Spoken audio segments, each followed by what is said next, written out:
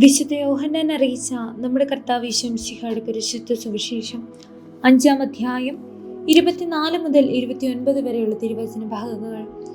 സത്യം സത്യമായി ഞാൻ നിങ്ങളോട് പറയുന്നു, എന്റെ വചനം കേൾക്കുകയും എന്നെ അയച്ചവനെ വിശ്വസിക്കുകയും ചെയ്യുന്നവന് നിത്യജീവനുണ്ട്. അവന് ശിക്ഷാവിധി ഉണ്ടാവുകയില്ല.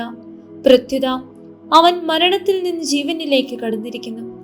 സത്യം സത്യമായി ഞാൻ നിങ്ങളോട് പറയുന്നു, മരിച്ചവർ ദൈവപുത്രന്റെ സ്വരം ശ്രവിക്കുന്ന സമയം വരുന്നു, അല്ല വന്നു കഴിഞ്ഞു.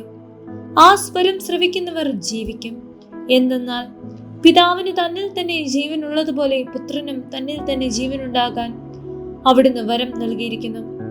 മനുഷ്യപുത്രനായതുകൊണ്ട് വിധിക്കാനുള്ള അധികാരവും അവന് നൽകിയിരിക്കുന്നു. ഇതിൽ നിങ്ങൾ വിസ്മയിക്കേണ്ട. എന്തെന്നാൽ കല്ലറകളിലുള്ളവരെല്ലാം അവന്റെ സ്വരം ശ്രവിക്കുന്ന സമയം വരുന്നു.